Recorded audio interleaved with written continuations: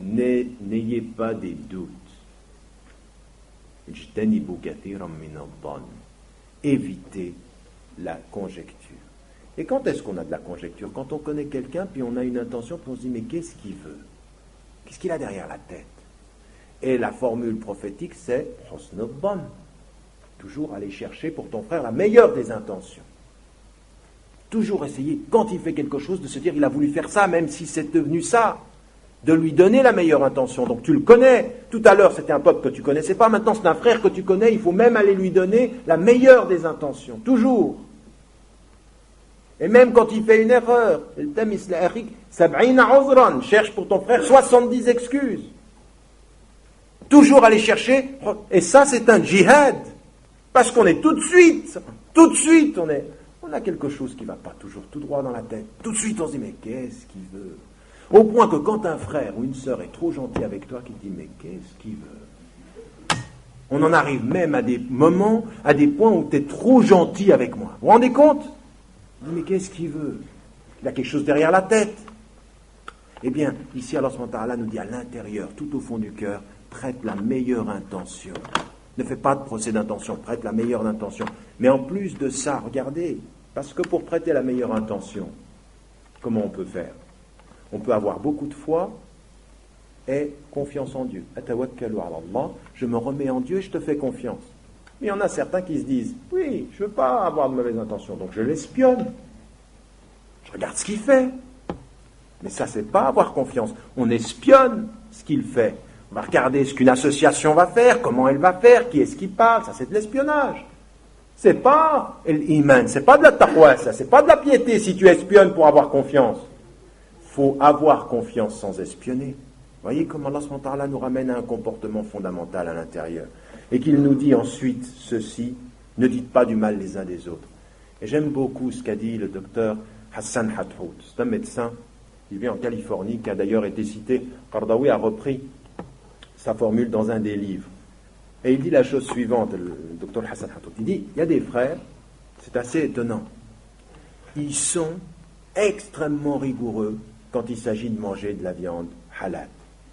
Ça, alors, il faut que ce soit halal. Et c'est bien, il faut être sérieux de ce point de vue. Mais alors, combien ils sont prêts à manger de la viande, de leur chair, de la chair de leur frère, comme s'il était mort? Ça ne les dérange pas. Ils sont stricts sur la viande halal, mais alors qu'est-ce qu'ils déversent comme insulte sur leurs frères? Qu'est-ce qu'ils les espionnent? Qu'est-ce qu'ils n'ont pas dit de mal de leurs frères? Mais Allah subhanahu wa ta'ala, il nous dit,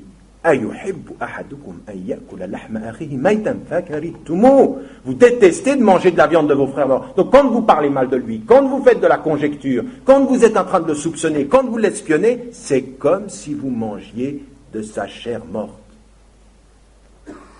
Et le Mufassir, qu'est-ce qu'il dit? Il dit, ce que tu détestes naturellement, manger de la viande de ton frère mort, il faut que tu le détestes islamiquement, parler de ton frère en mal. Il faut que de là, tu parviennes à ça. Et ça peut arriver. Raison pour laquelle Allah subhanahu wa ta'ala, ça va t'arriver. Tu n'es pas un ange, on a déjà dit, ça va arriver. Tu ne vas pas sortir de là en disant, mais moi, ça m'arrive de parler mal. Oui, mais Allah subhanahu wa ta'ala, il nous donne la clé, il nous dit, craignez Dieu et reviens vers celui qui se repent. Ça va t'arriver, tu es un être humain, à des moments donnés, tu vas dire, ça va partir de ta bouche. Des fois, ton cœur est plus fort que ta raison. Parfois, tu vas parler, mais reviens à Dieu et repens-toi. C'est ça le djihad, c'est que des moments donnés, tu ne te maîtrises pas complètement et reviens à toi. Reviens à Dieu, reviens à une maîtrise. Vous avez remarqué, 1, premier niveau, tu ne connais pas le peuple. 2, tu es en dispute avec lui, tu maîtrises. 3, tu pourrais simplement, au deuxième niveau, te moquer de l'autre peuple. Ensuite, c'est dans la relation, tu calomnies, tu dis dans le dos quelque chose qui n'est pas vrai. Puis ensuite, c'est encore plus profond dans la relation. Qu'est-ce que c'est? C'est effectivement l'intention que tu soupçonnes. Et la fin de ce passage est comme sa conclusion, elle dit tout. Ô vous les gens, écoutez bien, ô vous les gens, c'est plus croyants et pas croyants, c'est ô vous les gens, nous vous avons créé d'un mâle et d'une femelle, toute l'humanité, tous, pour qu'on comprenne bien quelle clause de jugement on doit avoir, quels paramètres, quels critères de jugement. Nous vous avons créé d'un mâle et d'une femelle, et nous vous avons constitué en nations et en tribus, c'est-à-dire en groupements. On aurait pu également aujourd'hui, nation, association, on vous a constitué en vases séparés, en communautés séparées, pour que vous vous entreconnaissiez. L'ida'arafu. C'est ça le djihad de la connaissance mutuelle. Comme la fraternité est un djihad, la connaissance mutuelle. Et c'est par la connaissance que tu vas pouvoir dépasser les animosités. Mais la clé est la connaissance. La lumière, elle n'est pas là. Inna akramakum indallahi atqakum. Le plus noble d'entre vous, c'est pas ce peuple ou ce peuple, c'est pas cette femme ou cet homme, c'est pas celui-ci ou celle-là, c'est le plus pieux. C'est tout le cheminement qu'on vient de faire en 8 versets, de l'extérieur à l'intérieur. Allah subhanahu wa ta'ala, à la fin, il nous donne, pour toute l'humanité, la clé est à l'intérieur. Elle est la piété. Et c'est avec cette piété-là, que Dieu connaît, parce qu'il est le très informé, que tu réussiras à respecter tous les niveaux dont on vient de parler.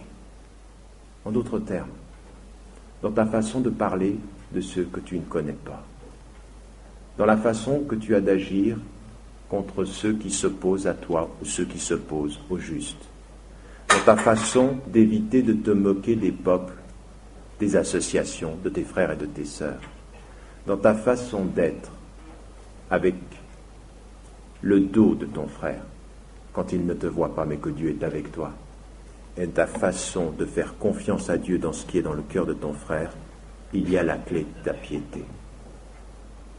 C'est ça la vérité. C'est que c'est dans tout cela qu'on voit si tu as de la lumière dans ton cœur. Et je vous promets que finalement c'est très simple. On peut savoir à la façon dont vous ouvrez la bouche s'il y a vraiment de la lumière dans votre cœur. Et Allah sait la lumière, quoi que vous disiez avec votre bouche. Et Allah il sait ce qu'il y a dans les cœurs. Mais c'est finalement si simple. À des moments donnés, vous pouvez vous dire en regardant un frère et une sœur, en l'écoutant, ce qu'il y a au bout de tes lèvres me dit énormément. Et Dieu sait ce qu'il y a comme lumière dans ton cœur. C'est ce travail-là, la spiritualité. C'est comme ça qu'on pourra aussi un tout petit peu réfléchir avec nos relations avec les autres peuples, comme nos relations avec nos autres associations, comme tout simplement nos relations avec nos frères.